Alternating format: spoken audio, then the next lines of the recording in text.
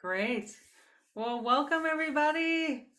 So excited to be here. Welcome to Behind the Songs with Annie Caps. Tonight, Annie Caps is going to play some of the songs off her new record. How can I say this? And maybe tell us a couple of stories of how they came to be, or answer any questions that we have. Maybe she'll talk a little bit about craft. We're going to see what happens. But this is my favorite thing to do. Oh, we have someone else's here. And the format will just basically be like Annie's going to play a song, and then I may ask her a question or two, and then we'll open it up if you have a question or a comment, and then we'll move on to another song. And then if people have more questions about that song or a song Annie didn't even play at the end, we'll take more questions at the end. It's kind of loose, but we'll do that structure so that we make sure we don't just talk for an hour about one song. We want Annie to be able to play at least five or six. So, Annie, are you ready? Sure. Okay, take it away. I'm ready.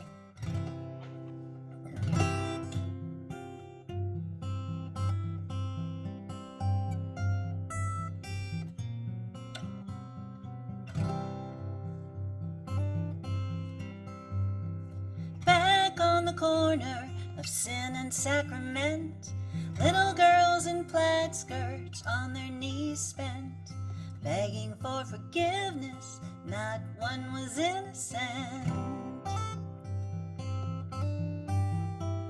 'Cause there was an apple and there was a serpent. Down in the basement, the boys came and went. I was playing Lois Lane to their Clark Kent, and that man of steel was preparing for his grand ascent. 'Cause there was an apple and there was a serpent.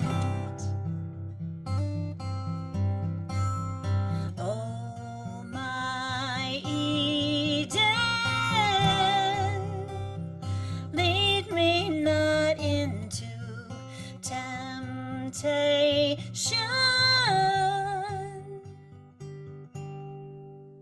but deliver my soul. This heart was hell-bent on trying to make love, not trying to prevent a future that would look so different. 'Cause there was an apple and there was a serpent.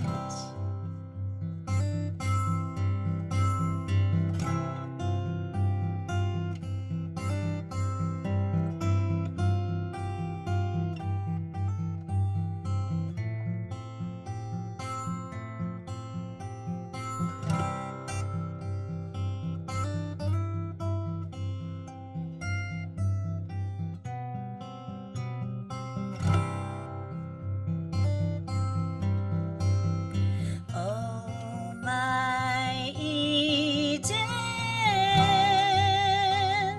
lead me not into temptation,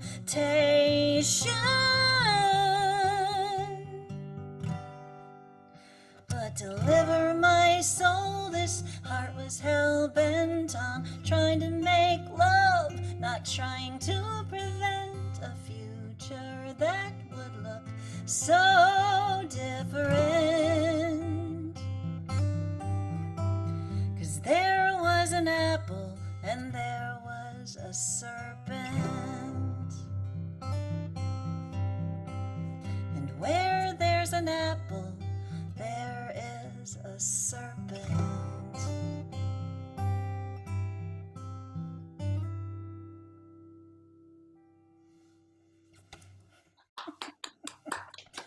Thanks, you guys. Yay. Oh, It's so Annie, pretty. so pretty. So moving. Oh, I put the lyrics in the chat if people wanted to look more closely at them. Annie, I think I have a question, but it's kind of by way of a comment. And what I notice about your album is that it's so much about relationships, like relationship with the Catholic Church and the stories that were told to you, or relationship with where you live now versus where you used to live, or with your father, or with your mother. And the first time I heard this song, it felt like you were like a girl trying to be a person in a world where the stories were like too small for you or something. And the thing that struck me, but yet you were marinated like in those stories, and everything around you was made out of those stories. So one thing that I wanted to ask you about is the apple and the serpent. So when you sing like there was an apple, there was a serpent, it almost sounds like musically like a choice, like you could have an apple with your Yeah. sandwich or you could have a side of fries. And then like there's a choice, but I'm like, oh, but there's no actual choice, like because the apple is the same real, the serpent's trying to get you to eat, it's like a false choice. And it started to feel to me like maybe that's what it felt like to be. I didn't know, like, if you Hmm. had any, if that's what it felt like to be a girl in that, growing up with those stories, that there wasn't a real. Yeah, that's really fascinating, actually. See, again, I love hearing what other people hear. And I think, as a songwriter, we love hearing what others hear in our songs before we actually say specifically like what we were thinking. And that caveat that you and I talked about of not necessarily wanting to put ideas into people's heads and let them sort of hear a song the way it's meaningful to them, because everybody's got their own perspectives. And so it's, for me to be doing this discussion about songs and where they came from, it's a little contrary, I think, to some of what I think. So that was just my preamble, because I'm going to tell you anyway.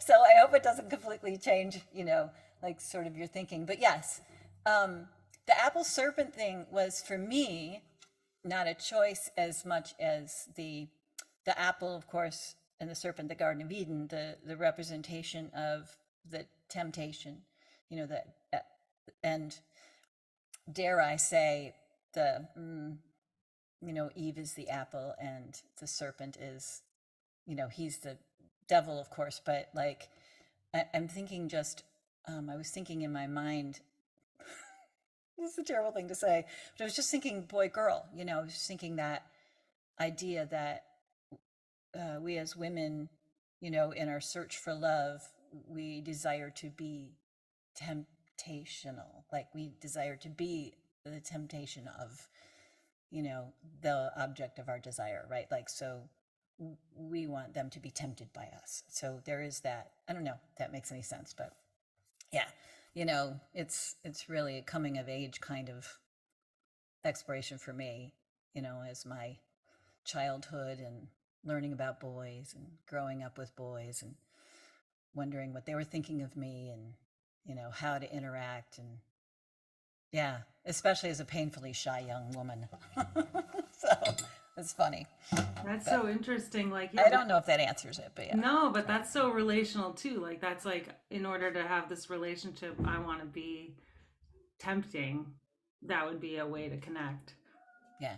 Yeah, Wow. the way we work on that. Well, and that's like, we can't, the elephant in the room is, of course, I was raised Catholic and I was raised with this, original sin.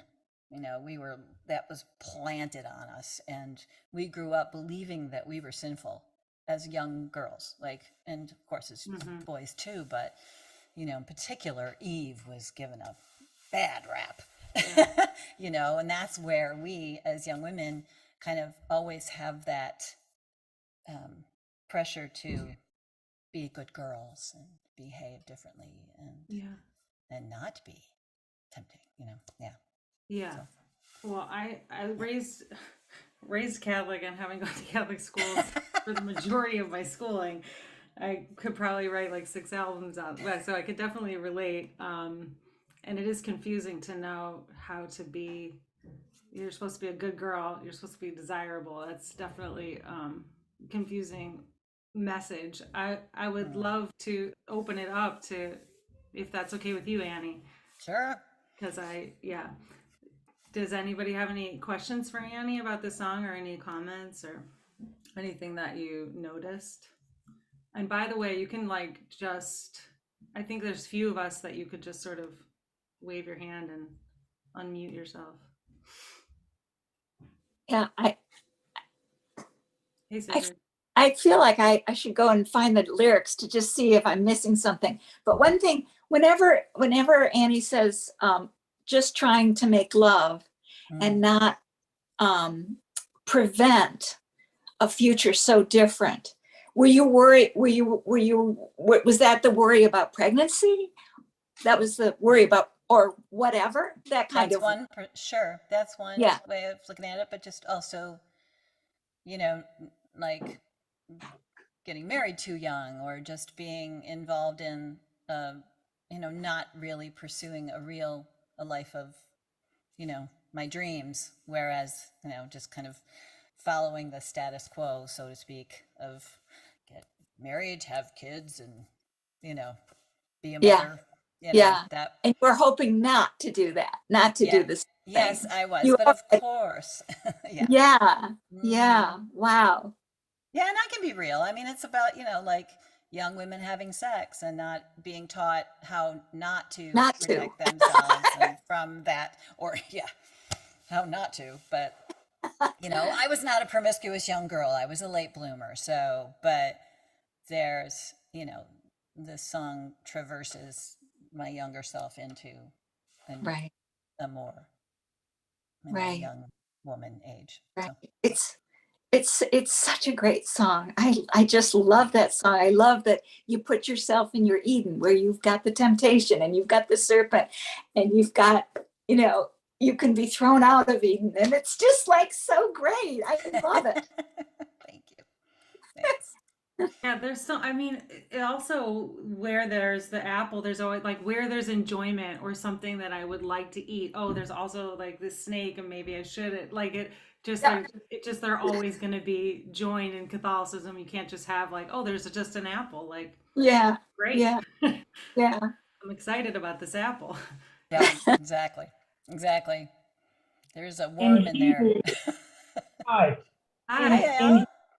Hey, in Hebrew, the word Eden is generally accepted as a word that's defining a place of pleasure. Hmm. So in Judaism, there isn't this emphasis on guilt, but we know both Judaism and Catholicism and all organized religion likes to put guilt on a pedestal so that maybe people will behave in accordingly. Yeah.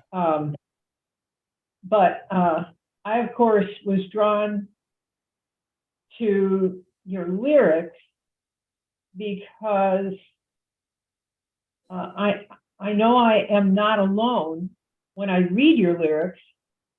I know I am not alone as a very young person who happens to be female and having this sometimes feeling like an avalanche or sometimes feels like a delusion or sometimes an illusion about who it is I'm supposed to be for me versus this as yet not existent partner.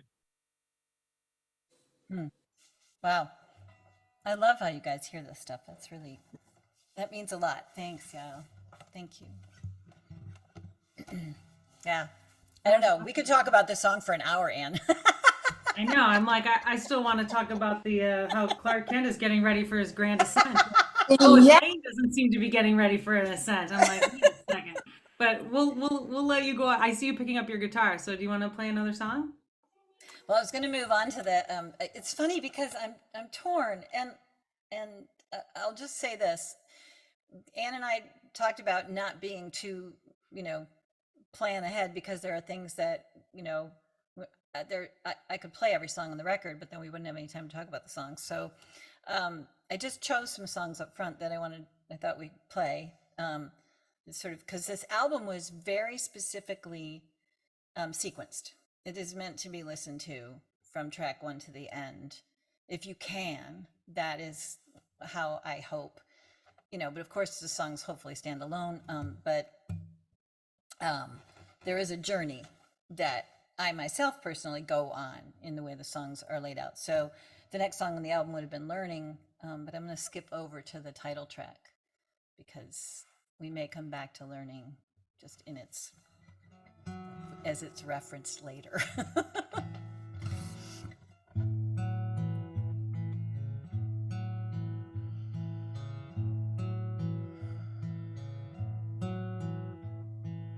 I love you more than I ever can say, but I need you to leave me alone.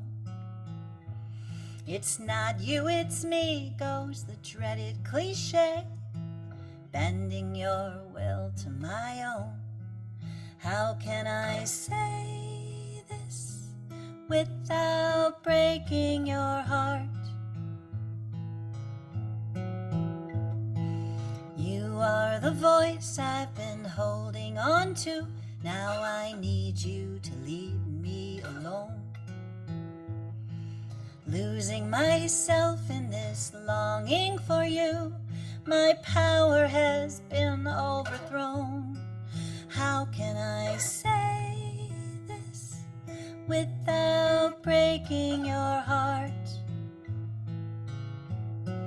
How can I say this without breaking your heart? I just need to know what it feels like. I need to know what it feels like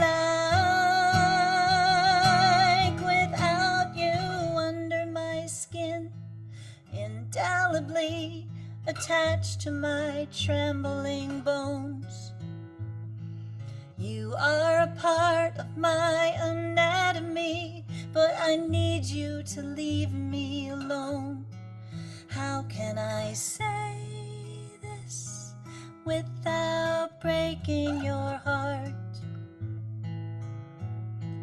How can I say this without breaking your heart?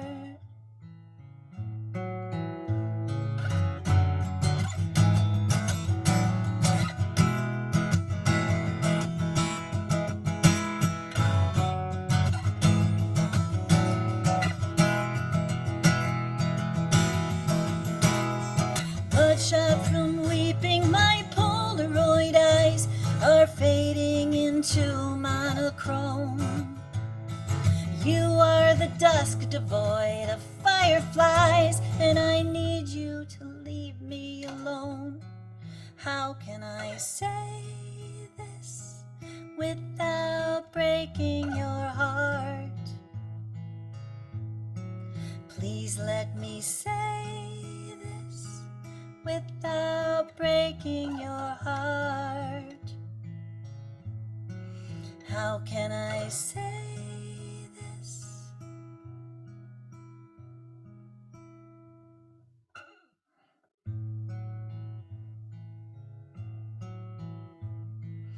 I love you more than I ever can say, but I need you to leave me alone.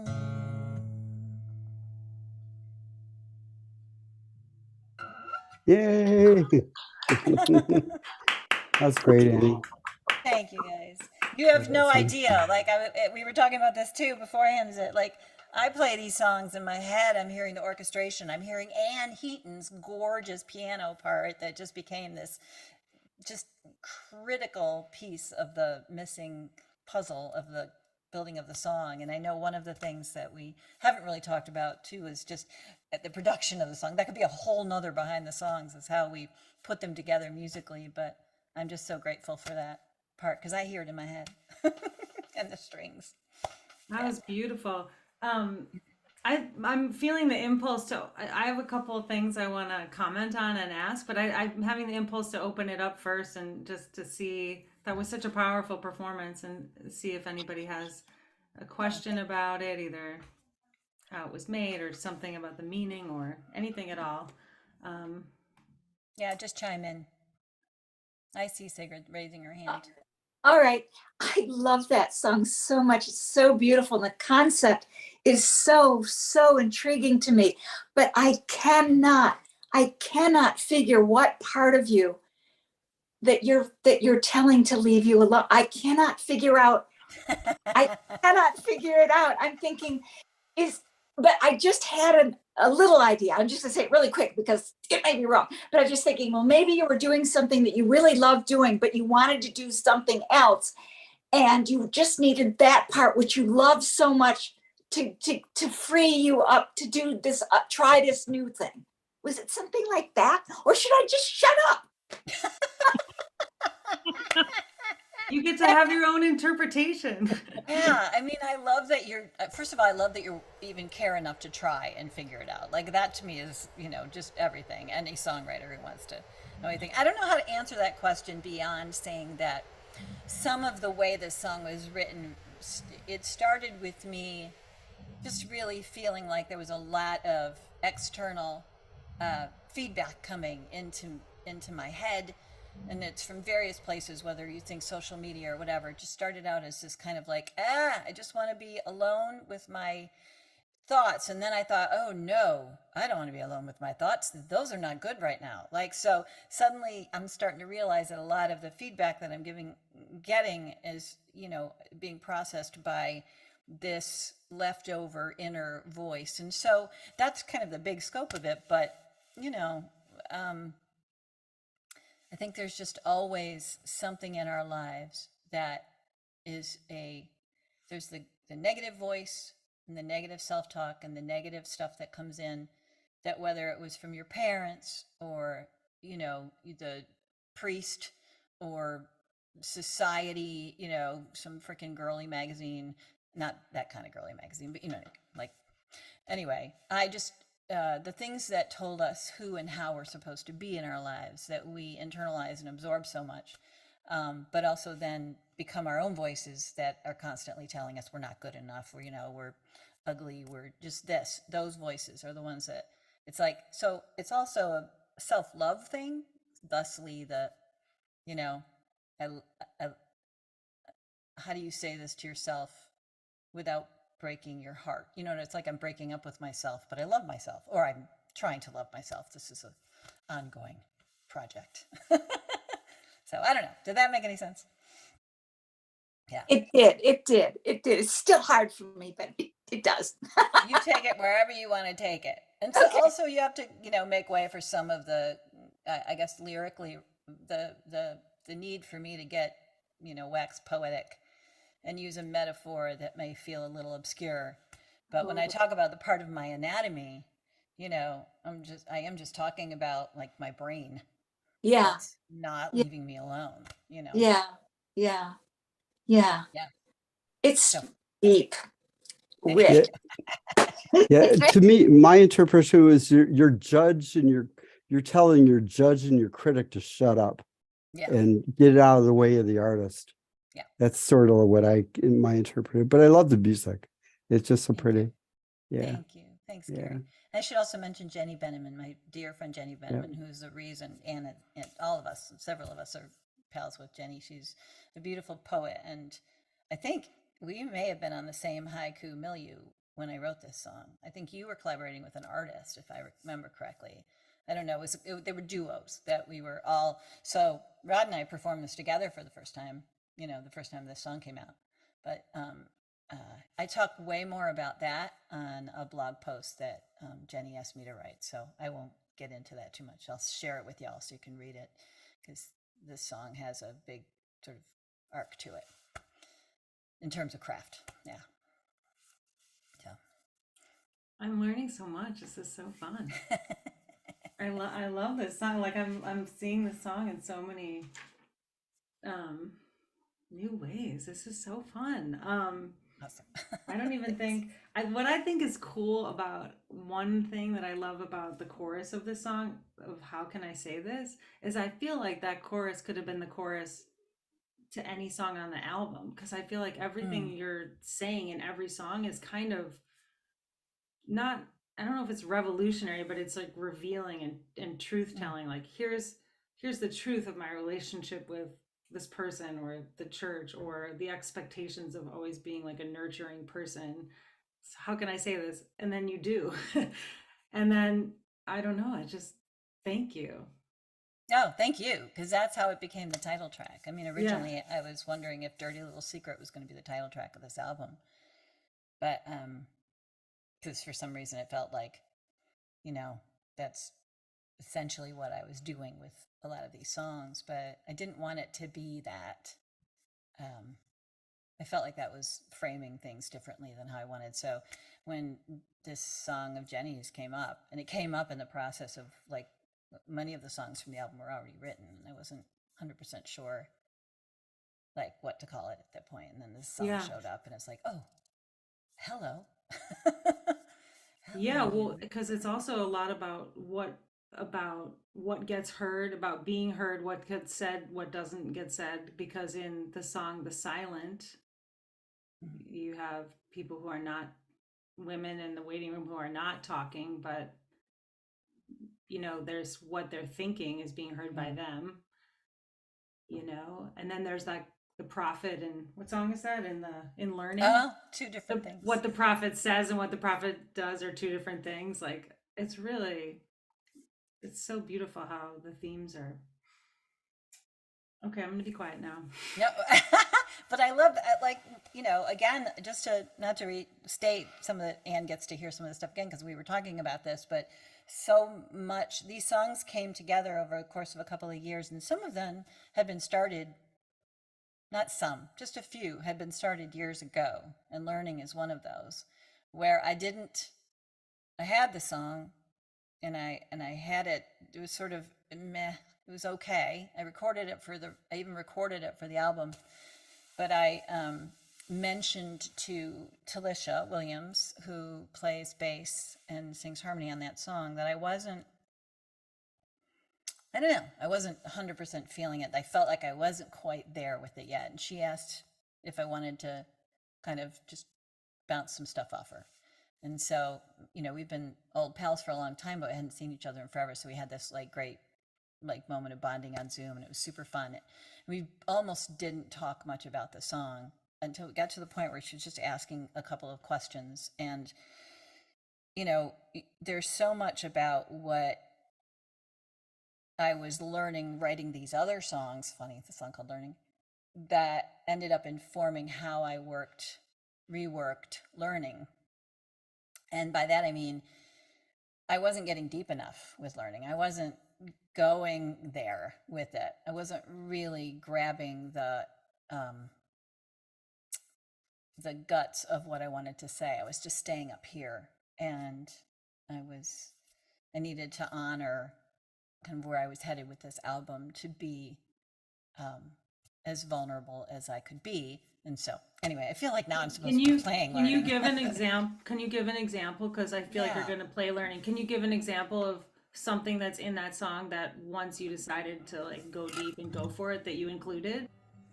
Yeah, I won't play the whole song just because I think I want to play other songs too. But like even just, and this gets into craft a little bit too. So for what it's worth, I'll tell you, like for me, there's an old song of mine that many of you probably know called "The Ring" that has a very specific sort of um, structure in the way it's written. Like I say a couple of lines, and then there's a third line in the verses that are telling a separate story, right?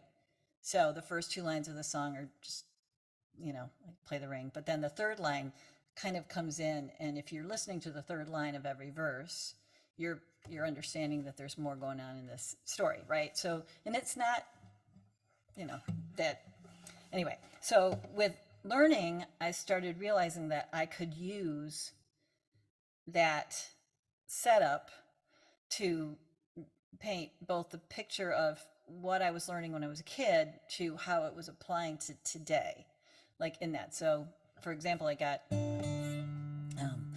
I was taught to never waste a good drunk when there's so much power in a sharp tongue. Down the hatch, drop my guard, open to his thirst. Learning sometimes hurts. And I was taught the way to win affection from a master of deception. Now he's trying not to wake me while he buttons up his shirt. Learning sometimes hurts. So, in that case, the first couple of lines are me learning, and we're bringing my dad into this, but I watched my father be a drunk, and he was really, really good at it. He was really good at entertaining and being, fun, and except when he wasn't, but he loved to entertain. And I saw him and his friends and holding court at these parties, and how, and liquor was so much part of that. And so when I was out and about and in my, vulnerable 20s, like, drinking was a big part of it. And I was partying and I was at the bars, and, here's the expose part, I might come home with somebody. So that third line of that song is, down the hatch, drop my guard, open to his thirst. It's the his at that moment is not about my father, And then the second verse, that third line, the first two lines are, I was taught the way to an affection from a master of deception. My father was a cheat.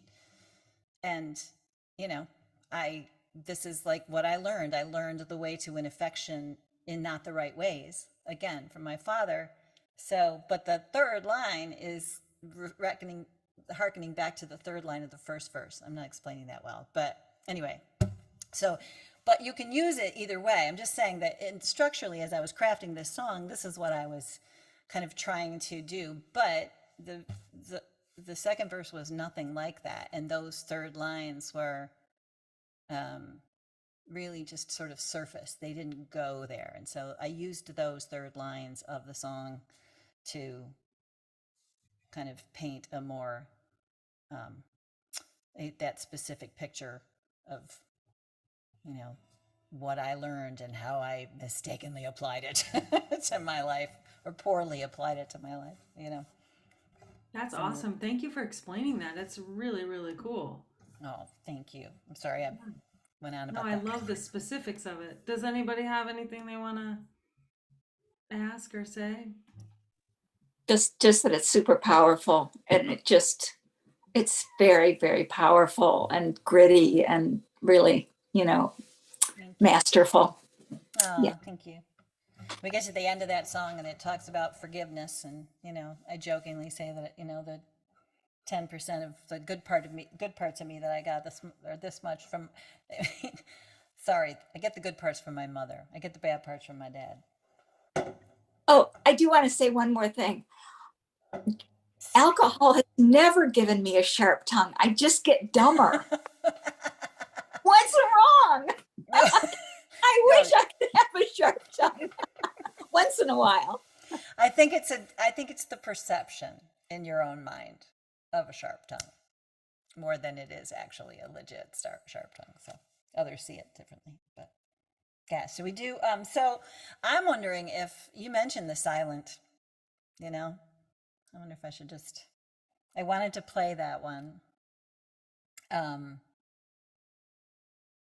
I was going to do Dirty Little Secret. I will just say this also, those of you in the room, like, we can do both of them. Okay, well, can do both of them. Because they're back to back on the album for a reason.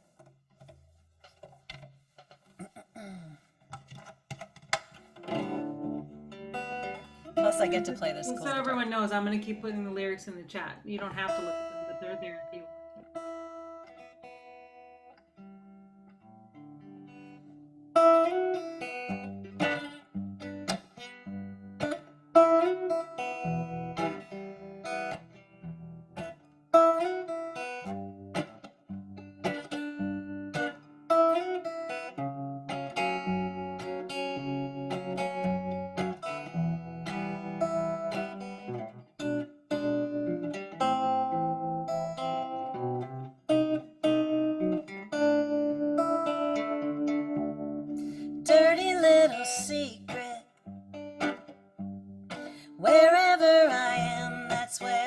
you are. You'll be riding shotgun, 'cause I know how to drive this car. We can keep the headlights low, nobody will know it's you and me under lock and key. Dirty little secret, nothing that I feel can be unfelt. Never mind the jewelry, 'cause they don't know the hand we're dealt. We don't have to play these cards, give them our regards. Find a saint out there, ever heard our prayer? Dirty little secret. There's no need to poke that bear. No bridges need to burn. No confessor needs to hear my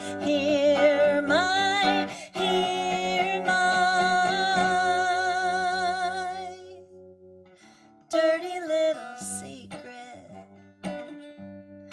Carried all the way into the grave. We don't have to worry, 'cause on our headstone they've written, herein lies the loving daughter, wife, sister, and friend who led a beautiful life. Dirty little secret, dirty little secret, dirty little secret.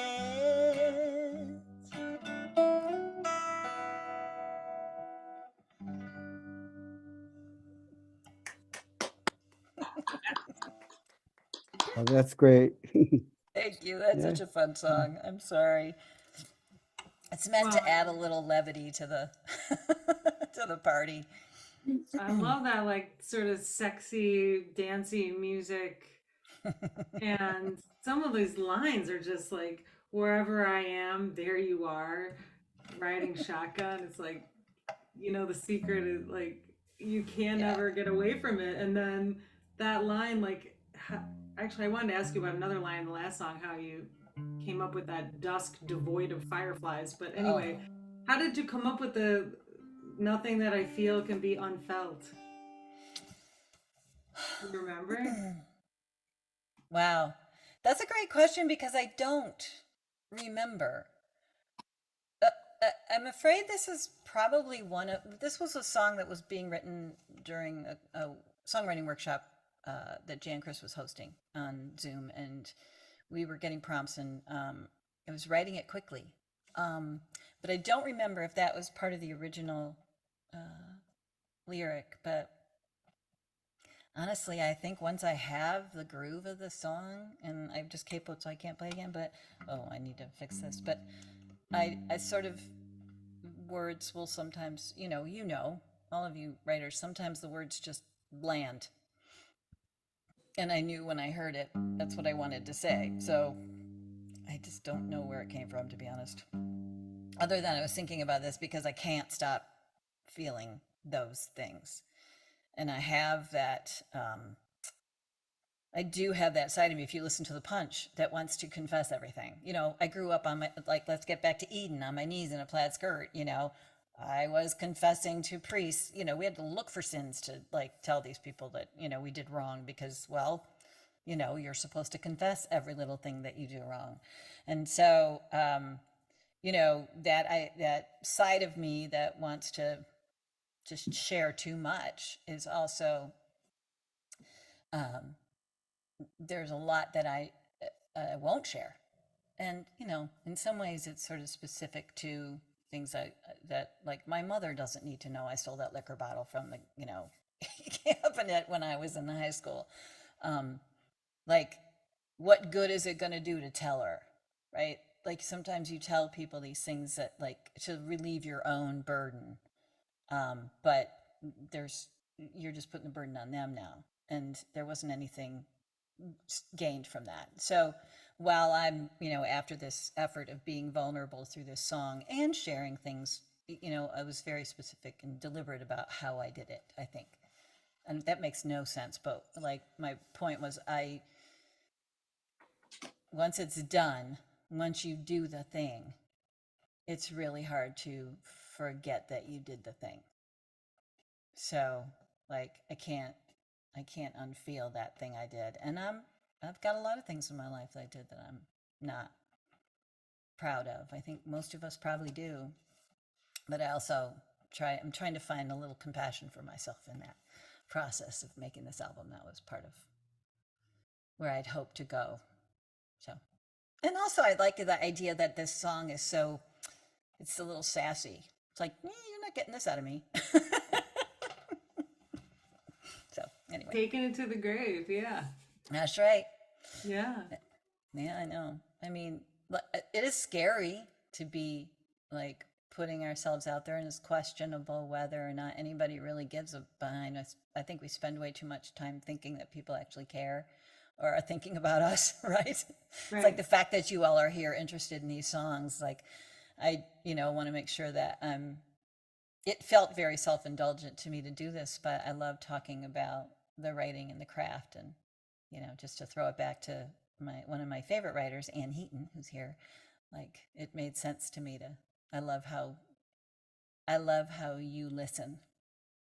Oh, it means a lot. So, well, I think we can all relate to, and I think it's like a very, it's like you're building a bridge to, there are probably many headstones in the world that say something like, or the bio or the whatever, they're like, beautiful, lovely, wonderful, you know what I mean? And like all those people have something, and so that we're like our common humanity.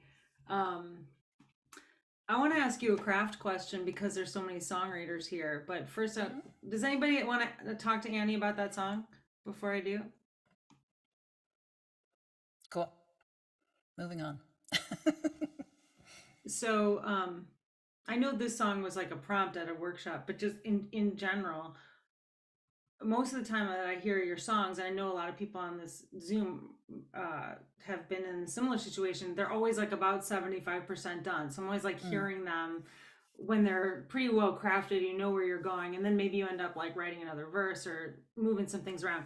But like, what is the Annie Caps process like way earlier on? Is there like something that's like bugging you? I was trying to imagine you all day, like you're driving your car, you're like, I just can't get this off of my mind. Or are you just journaling? Or can you talk a little bit, and I'm sure it's not always the same, but a little bit about the earlier, before we see the 75% done? Okay, sure. As you said, it can be really different. Lately, I have been much more about, so like I get going on a hook, and I'm really proud of the music on this album because so many of the songs have some kind of a guitar hook that it wasn't my husband that wrote it. So like, I love that I can, I've been having fun playing with open tunings, and I was having, just like, I was so bored with just strumming the same old chords. And so for me, I kind of lately, certainly over the last few years, my process has always been to sit down with my guitar. I do have a lot of snippets and nuggets of songs that are sort of started that don't really go anywhere. And I'm very much I write when I drive, so my phone is filled with ideas, and so I'm sure that many of us have that same thing. And so a lot of times, I'm just doing what is it Paul McCartney did with, what was this? Was it yesterday? Scrambled egg, started out singing scrambled eggs, I mean, like, sometimes it's just a line and then a groove, and then I'm just going with the flow, going with what comes out. And so the beginning stages can just be random words that then I start to like see what my brain is telling me at this moment, like what my brain wants to focus on. And so, and then if there's a chorus to be had, and I'm really bad at choruses. I've always been really bad at choruses. I know people that write songs from like they get titles. Our pal Bill Edwards was notoriously great. He just had a song title and then he'd write a whole song. So often I don't know what I'm writing about until I'm, 75% through with it. And so then it starts to show itself and, where I'm at. I don't know. Does that answer your question? So craft wise, I'm really very much I don't journal as much as I should. What I do is I sit down with my guitar and start finding melody. And then I may look at some scraps of paper, some notes, or I may just start singing what's on my magnetic poetry wall, or, so.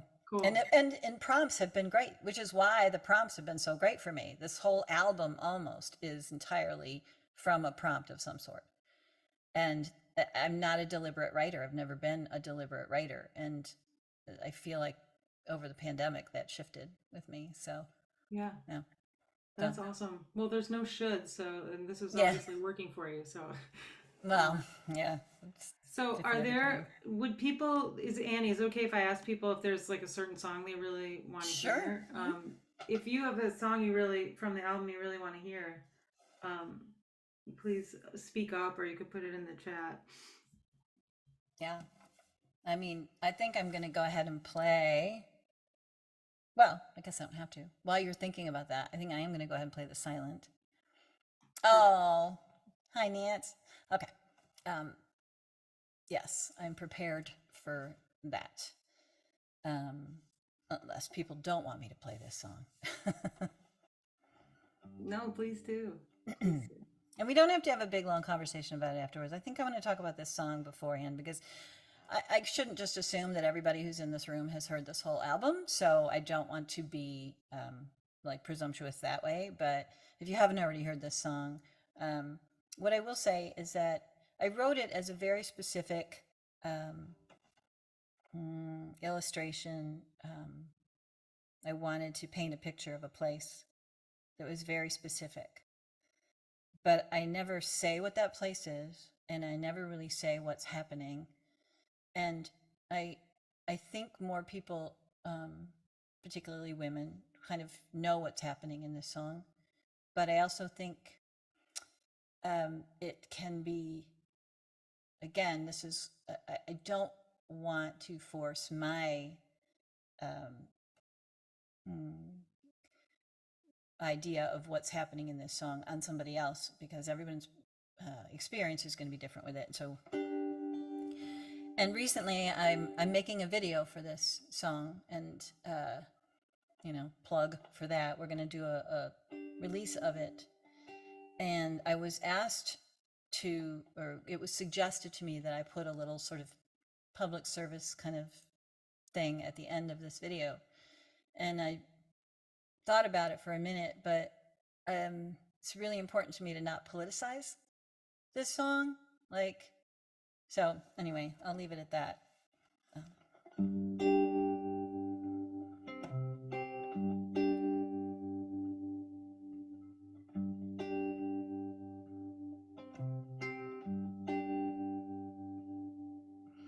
The walls here are the color of shame. No one waiting has a name. We carry someone else's blame. We are the silent.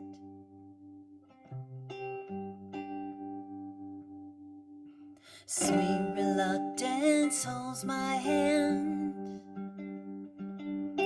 No one stares, they understand. I think I spy one gold band. We are the silent. Unspeakable, unspeakable. Don't speak.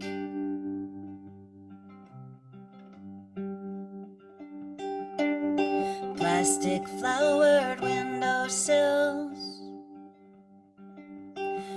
$100 bills. We're nevers, maybes, or untils.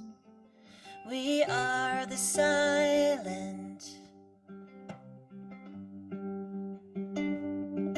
The scent of choices poorly made.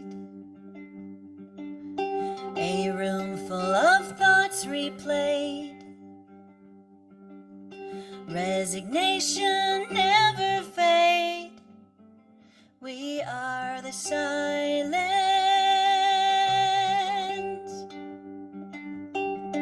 Unthinkable, unthinkable. Don't think.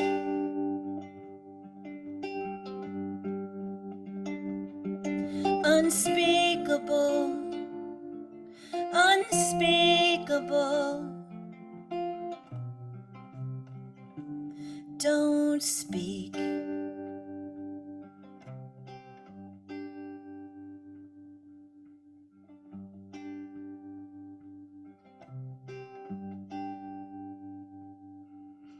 The chance to ever see your face. I have come here to erase. Without a sound, without a trace. You are the silent.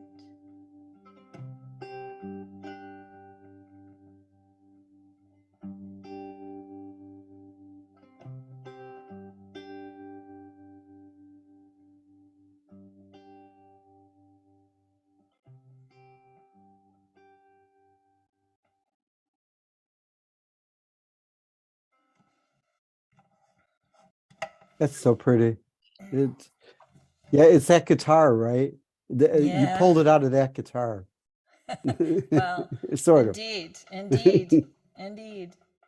I think it was another one that came out of a songwriting workshop, but you know, one of the things that I am the most proud about that song is that it doesn't take a stand. And I think there are people out there who think it should. I know where I stand, but I want that song to be what it needs to be for anybody who listens to it. And as soon as I politicize, or, you know, I'm not afraid to say that I'm a pro-choice and proud pro-choice woman, and the law has no place on my body. Thank you. But it's a heavy, hard, emotional, personal subject that people need to, you know, and nobody can speak to the experience. Yeah, sorry. I see a hand. Sigrid, go ahead. Oh. Yeah, no, I want you to keep talking. I just was just like, the thing that is so beautiful about that song is that it so clearly, to me, demonstrates, you know, I feel like a lot of right to life, when you come from that, see these women as careless and unfeeling and you know, just in such a negative way. And this just shows that it's not like that at all, that it's not like you just go, oh, what the heck, you know, I'll just go. It's just, it's so beautifully written and so deep and touching. The line about seeing the face, you know, that just kills me. It just kills me, that line. It's just, Thank you. Eileen, yeah. So, in light of that, how do you visualize this and capture in the same beautiful way that you did the song? And, you know, how do you visualize that for your video? If you might share, do you have a concept of how do you, it's so gorgeous in its own way. So how do you then do a 3D of that It wasn't No. easy. Yeah, I thought very much about that, and so the video you'll see has I it's a lot of images of women in various stages of emotion, and most of them, and then you'll see the it's stock photography, thank goodness for it, but I did a heavy search of finding ones that spoke to what I was trying to convey, and it's a lyric video, so also the lyrics are in there, and yeah, it was a long effort and labor of love, so I'm hoping that I did it justice. So Well, I'm yeah, sure I you thought did about it sharing it, justice, but I but can't wait to see how you pull that off, basically. thank you, You know, thank you. great, Well, Hey, beautiful song. so, thank you.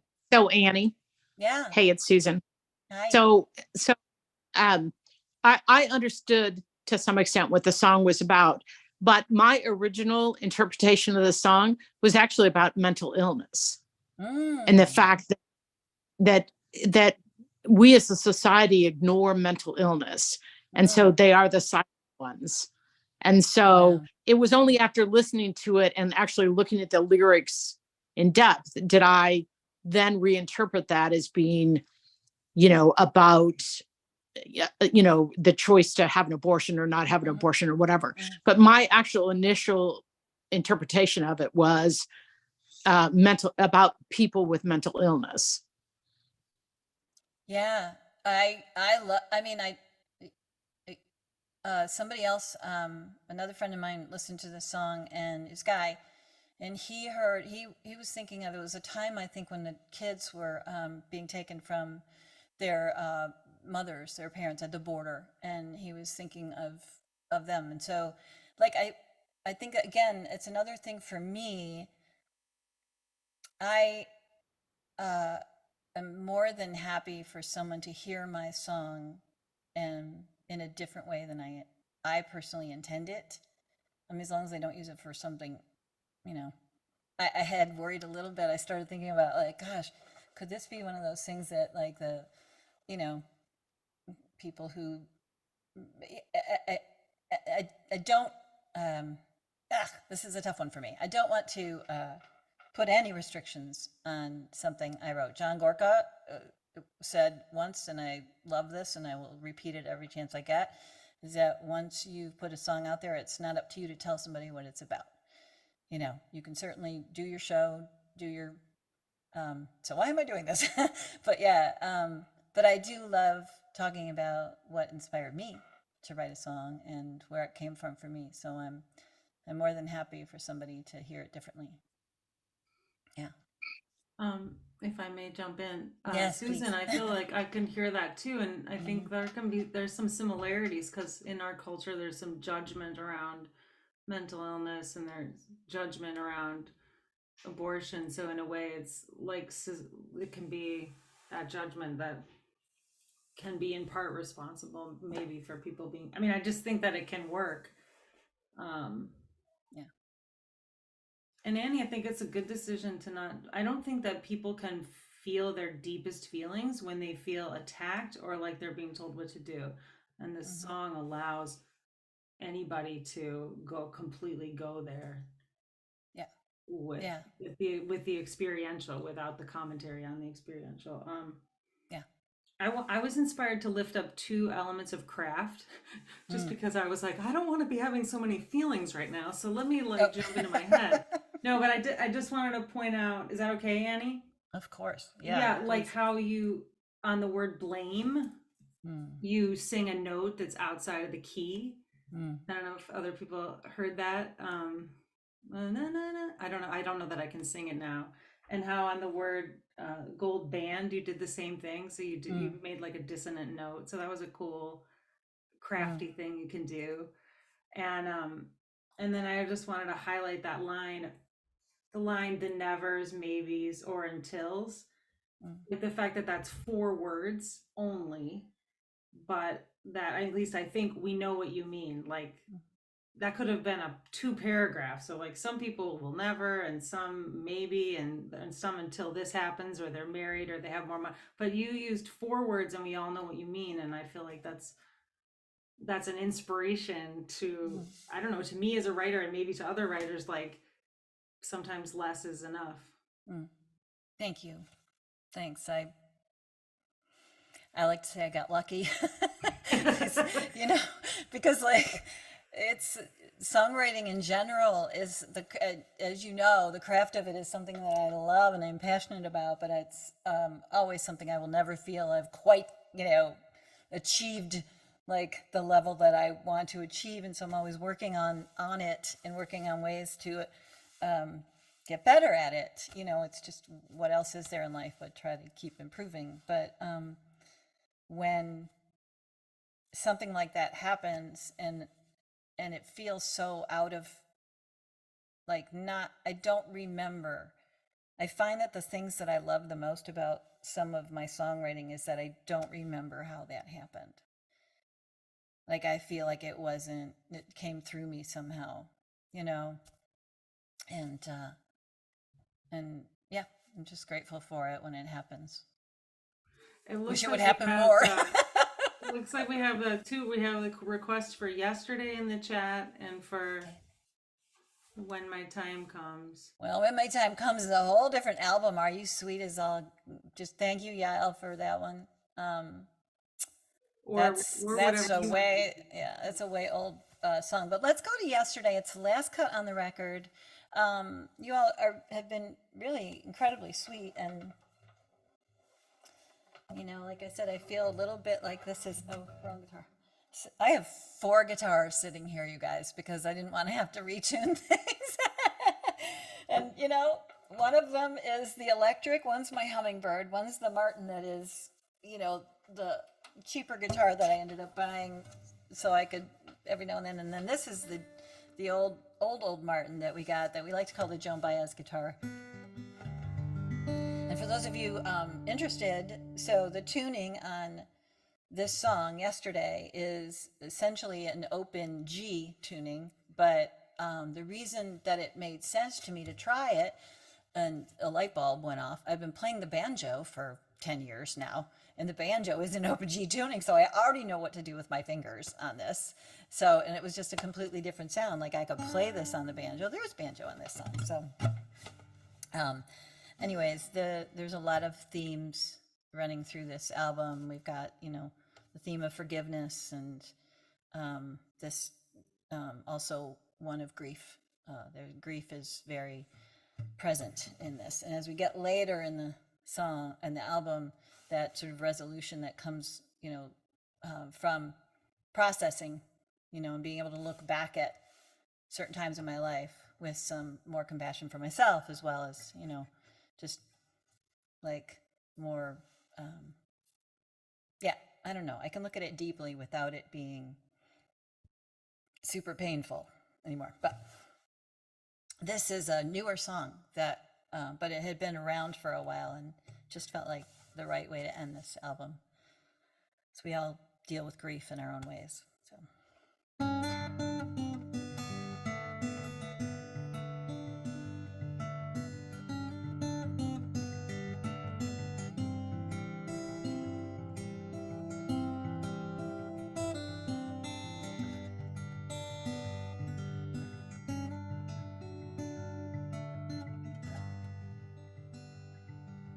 I've been far too busy lately, filling up my plate with things that leave a really nasty taste in my mouth.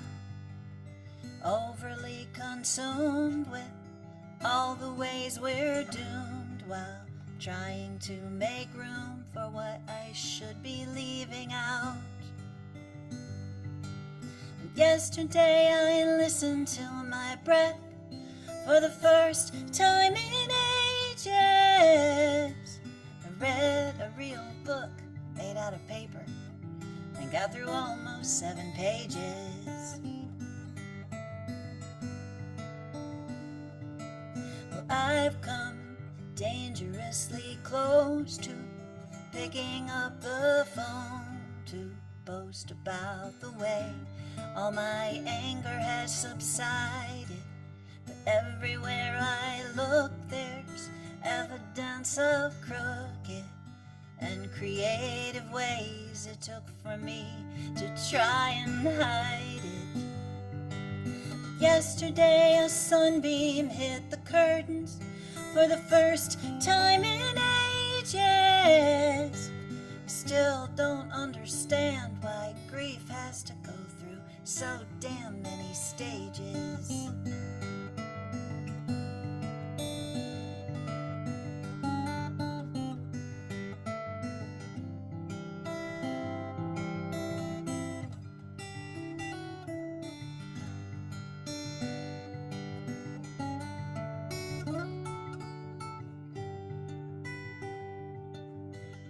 When the needle on the record dances across the same word, someone else who isn't me might pick it up and move it over to a new song, but that would feel so wrong with the solace I find when I'm stuck inside this groove. Yesterday I chose to wear mascara for the first time in ages, as the force field round my bleeding heart finally disengages.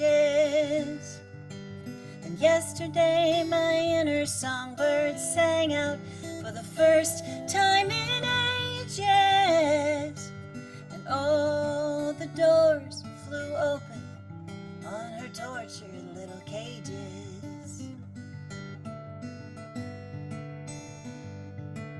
And all the doors flew open.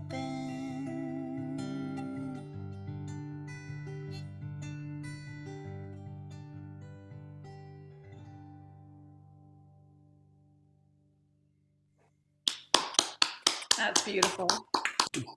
Guys. Yay. It's beautiful, Annie. Thanks. So when is this album coming out on vinyl?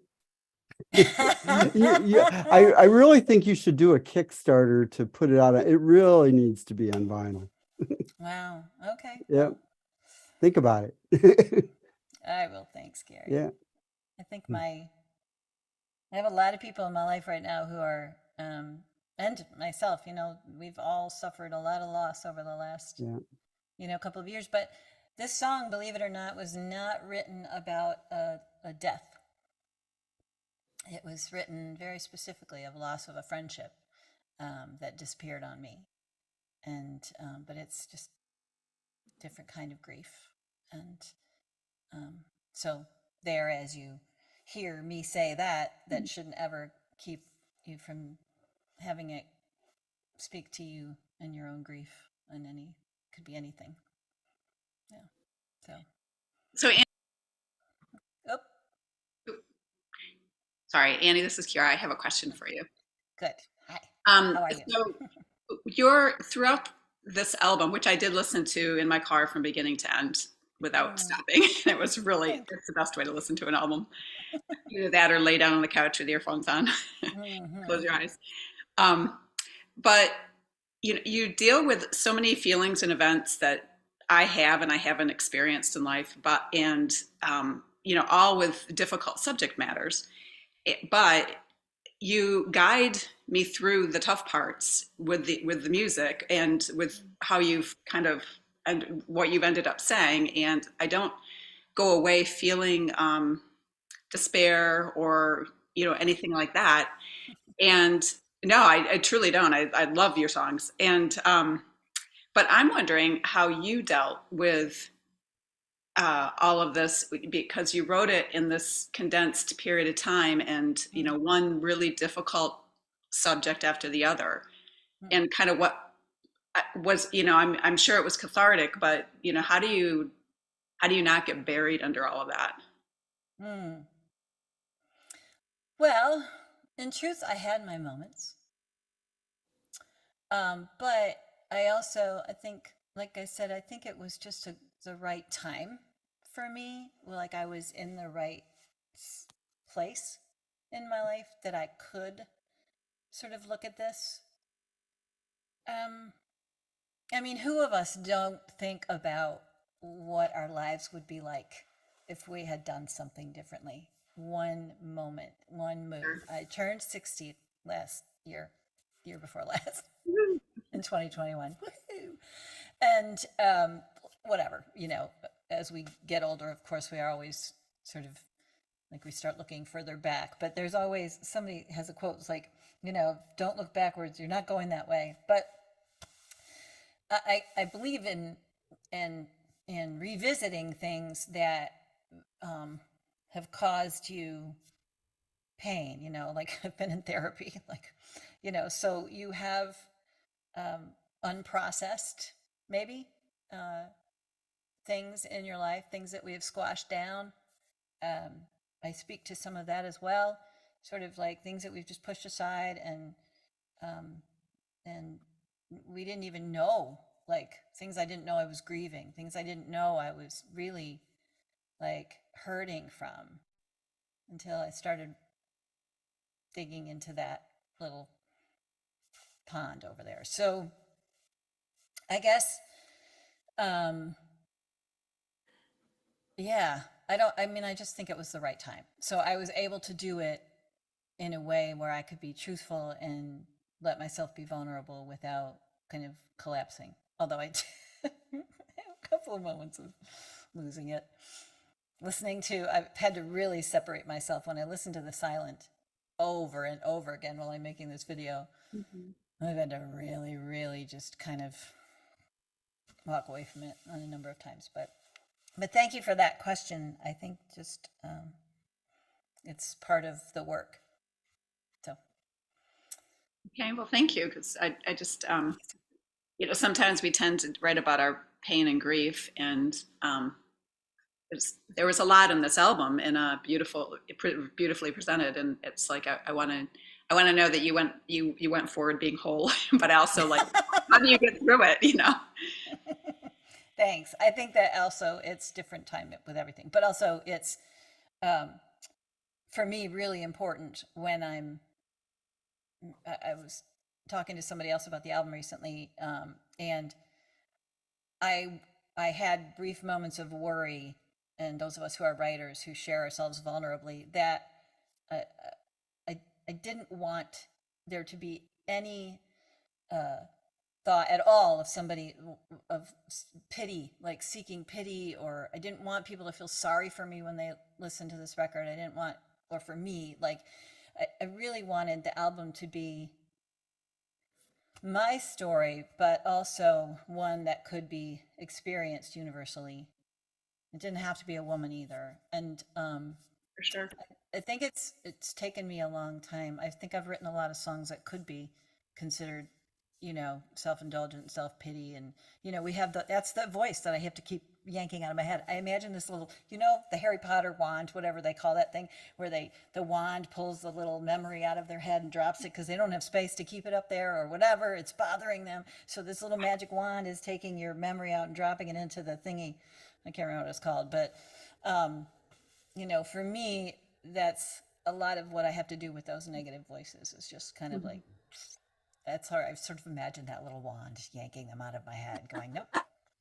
So yeah, in the end, all we can do is create our art as much for ourselves, because we can't be sure how it's gonna affect anybody when they hear it or see it, right? Like we have no control over that.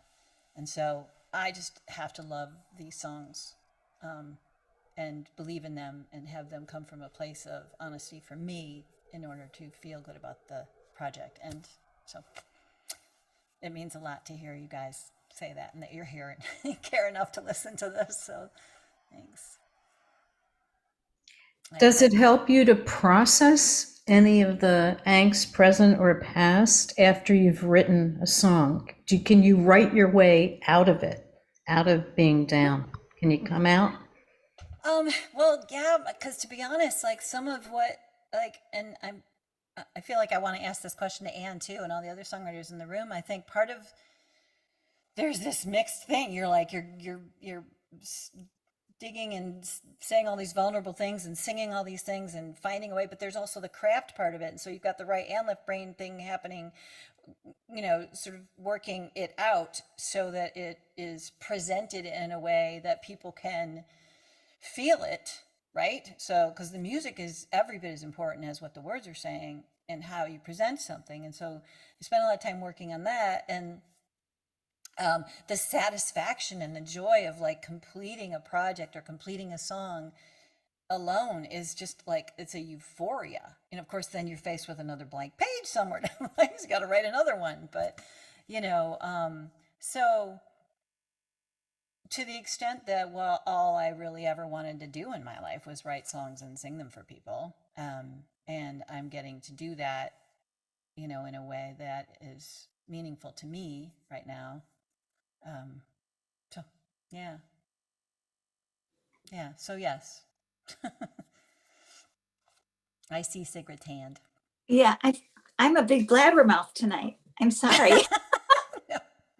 But one of the things that I've thought about a lot since you started writing these songs and then performing them on your own, and it's so beautiful to see how these are very different songs from what you do when you're in your band. Mm-hmm. They're very different, and the way you sing them, the way they're played, it's really different, and both ways are so wonderful.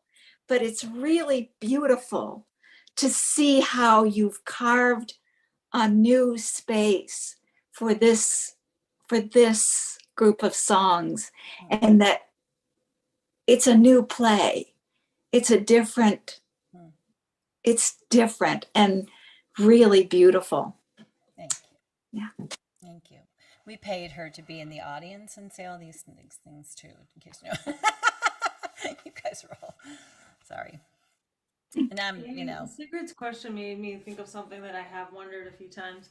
I'm thinking that you probably want to leave us with one more song and have us say goodbye. Is that kind of what you're thinking? Sure. Yeah. Yeah. That'd be great.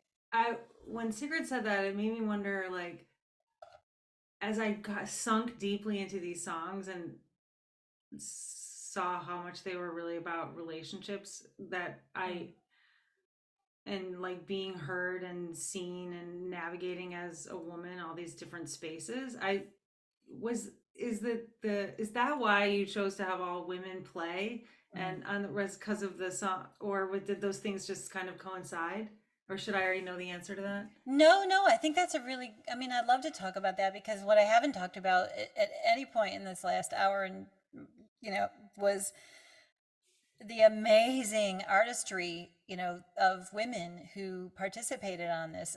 I think most of the women who are in this room, at least some of you, are singing at some point on this record. I've got the big old anthem that I was fortunate enough to be able to get a bunch of women singing on. But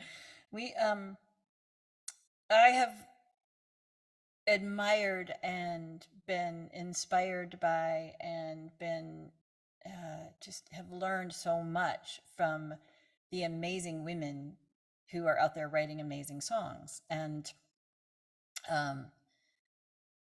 the subject matter definitely made me think this needs to be an all-women project. But as I started making this list, I could make a whole nother record and have it be 40 different women. That would be out there. So I chose women who I know, mostly who I know really well, or also who whose instincts I was confident could serve a song right. But yeah, I've been making music with boys all my life, and this was, with a couple of exceptions. I had a great woman drummer. Rod and I had a great woman drummer for a while. Christine Schinker was our drummer and background singer back in the days. And Greta Barnard played violin with us for a minute, but it's always been men. And as you said, these songs are very different. And so honestly, I don't know what was the question? I think just it became apparent to me that this was how this project had to be done. And it just evolved from there and became this incredible experience of women sending tracks from one end of the country to the other. And it was great. Yeah. gotta do another show on that, the music part and the production. Yeah, for sure. Hey Annie, Neil wants to, I think, say thank you. Aw. Is that Neil? Do you want to Neil, say something? oh, hi Neil. I didn't even see you come in. Yes, Annie. I'm so sorry I was so late, and I'm That's on the okay. iPad. I have no idea what I'm doing, but I just want to say to both of you, Anne, I can't thank you enough for doing this with Annie. And Anne, I haven't seen you in so many years, but it's been a long time. But Annie, what you put into this entire album with all of the amazing women and the words that mean so very much to, I think, everybody in this room, as well as everything else. And you know how much I adore your music anyway. And especially with this solo album with just women. You've given a voice to women all over the world. And all I wish for you is much more success. And you know I love you dearly. I love Rod too. And please Yeah, send him but my you know. best.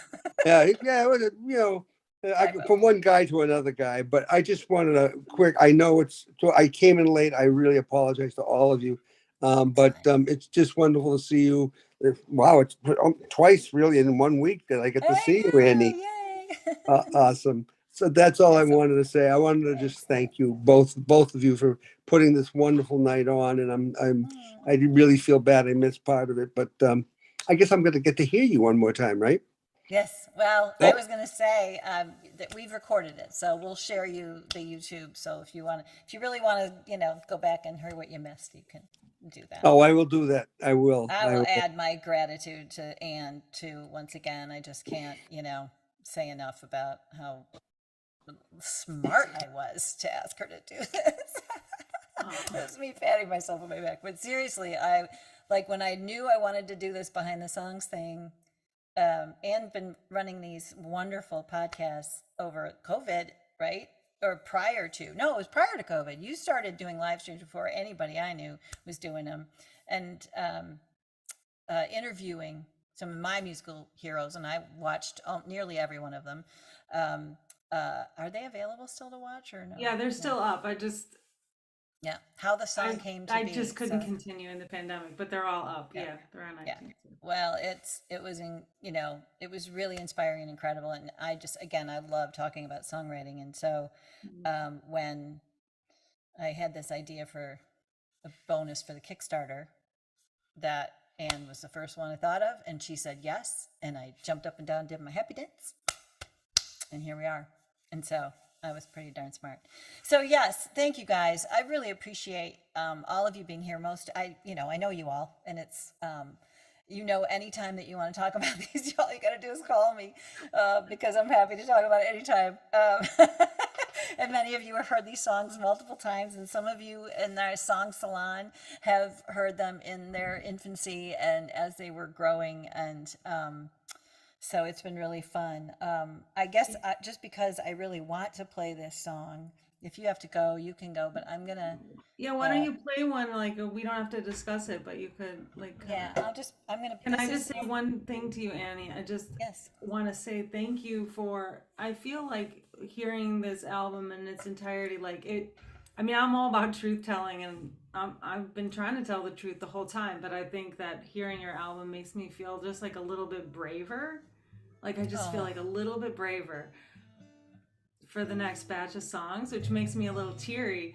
And I think that's such a gift, and we can all push each other in that beautiful and a little bit like safer, like women are speaking up, and even about the process. I love the Kiara asking about like, did you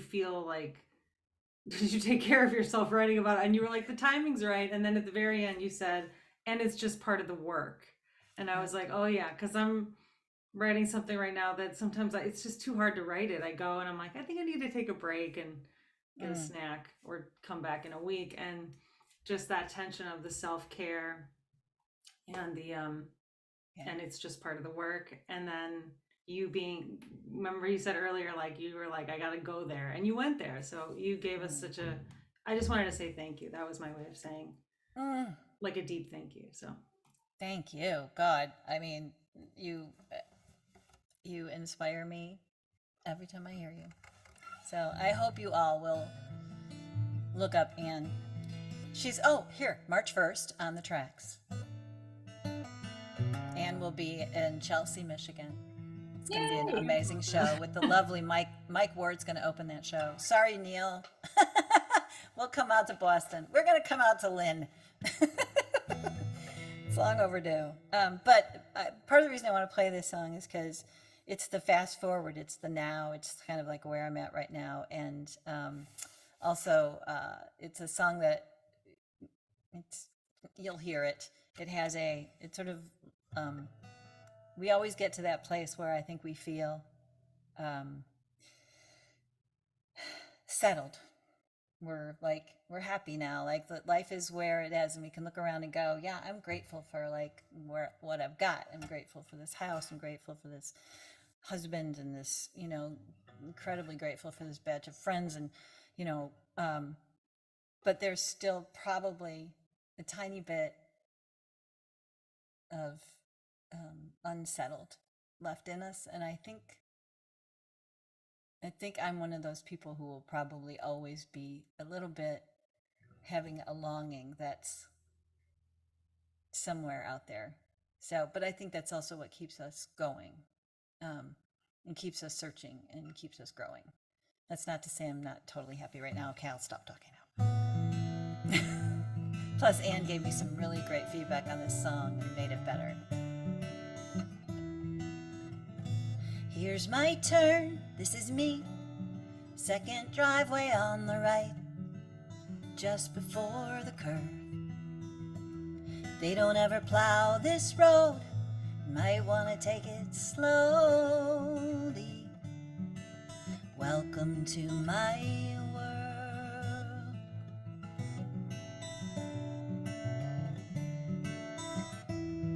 Remember Monday's little glimpse of spring? It woke the bees, and now the hives are all covered up in snow. They really are right now. February's fickle that way. I am too. You know firsthand how long I take to let things go. And you ask me if I ever miss the city, and I tell you I still sometimes do.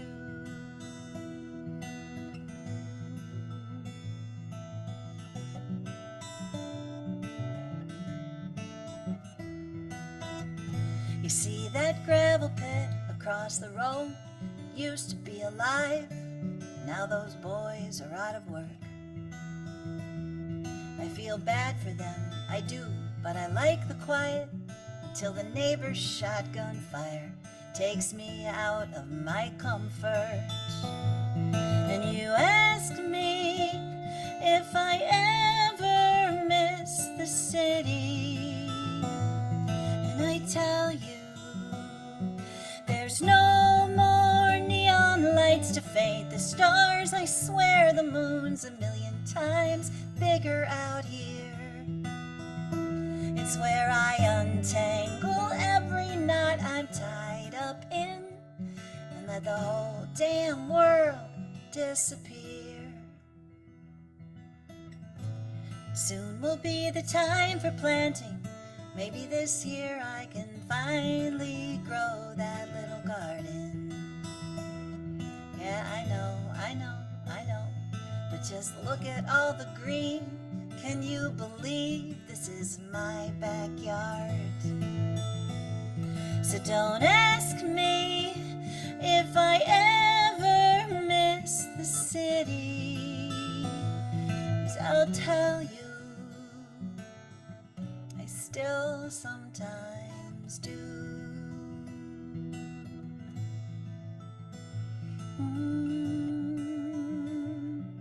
But I only sometimes do.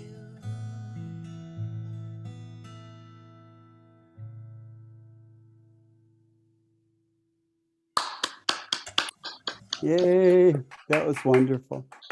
I love your album. Yeah, I Thank you, really do. Gary. Yeah, I really do. Ditto on my end. Me too. Yeah. I love Thanks, you guys.